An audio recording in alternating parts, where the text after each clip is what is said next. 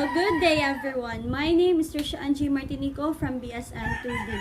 And today, I will be performing or discussing about the immediate newborn care.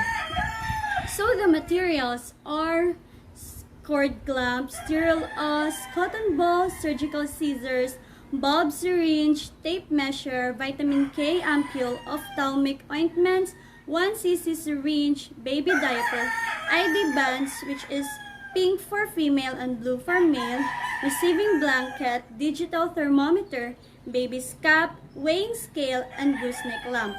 So when the baby is already crowning, the immediate newborn care of the nurse will be first, the nurse will do the hand washing with soap and water and then don sterile gloves.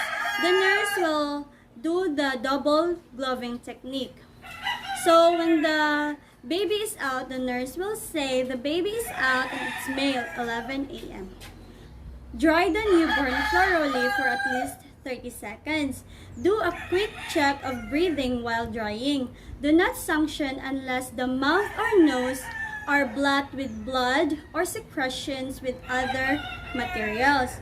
Wipe the eyes, face, head, back or front, hands and legs. Do not wipe off the vernix caseosa, then remove the wet cloth. After drying, position the newborn into prone position to the mother's abdomen of the chest. Cover the newborn's back with a dry blanket and also cover the newborn's head with a bonnet.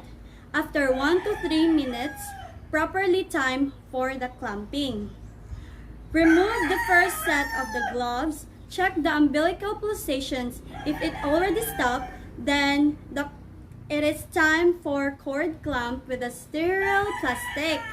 Then at 2 cm of the base. After clamping with the cord clamp, clamp again at 5 cm using Kelly forceps from the base.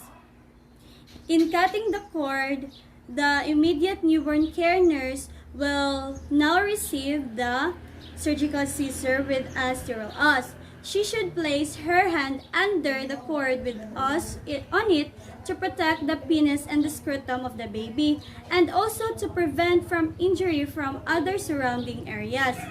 In cutting the cord, when you use a surgical scissor, the blunt portion will be on the downward side and then the sharp is on the upward. The auss will prevent the blood from coming in contact with the baby's skin, and then if there is a little blood, apply a slight pressure on the umbilical area. The immediate newborn care nurse will put ID bag on the patient depending on the institution's policy. So other institutions will have the policy of putting the newborn care ID in the left side or putting on it the both side of the feet of the baby. So the ID band should contain the gender of the baby, the surname of the mother, and then the name of the mother with close and open parentheses, then the date and time of birth. For maternity, the ID band should be placed at the baby's left ankle. So, leave the newborns in skin-to-skin contact with their mother. Observe for feeding cues including sucking, licking, and rooting. Point this out to the mother and encourage her to nudge. The hand of the mother should be placed on the baby. After 90 minutes, remove the newborn from the mother's abdomen. Transfer the newborn to the work table. In transferring the newborn from the mother's abdomen to the work table, the immediate newborn care nurse will hold the neck of the baby while her other hand should hold the lower extremities. Weight the newborn to the work table. Be sure to remove all the linens and even bonnet. Leave the baby naked on the weighing scale. In weighing the baby, the other hand should hold or keep watch to the baby to prevent the baby from falling, and be sure to familiarize all of the parts of the weighing scale.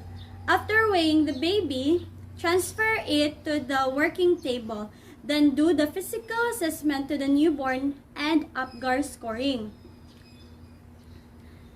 Check the head circumference. Then the chest circumference. In checking the chest circumference, your tape measure should be put in the top of the nipple line of the baby. Then check the abdomen, then the mid-arm of the newborn, and the next is the body length. So the body length of the baby. The body length of the baby is checked through from here, from the head to the feet, in which they have a curve motion. You should check that one. And then after the measurement, cover the baby's head with a bonnet and also cover her body, his body. Then after that, check the rectal temperature. First is to disinfect the thermometer from the cleanest to the dirtiest in circular motion. Locate for the anus with flexing the baby's lower extremities, and then insert for 1 minute. Remove the thermometer, check and disinfect the thermometer. Then prepare the vitamin K injection. Check for the dosage and expiration date. Get 0.5 milligrams of vitamin K, then withdraw the medication. Prepare cotton and alcohol and dry cotton. In maternity, inject in the left thigh of the baby 90 degrees. After injection, hold the syringe, aspirate, and check for any presence of blood, and if there is none, continue administering the medication slowly. Get the needle and remove. Apply eye prophylaxis. Retract the eye with 2 fingers exposing the conjunctiva, then apply the ointment from the inner canthus to the outer canthus. Repeat procedure to the other side of the eye of the baby.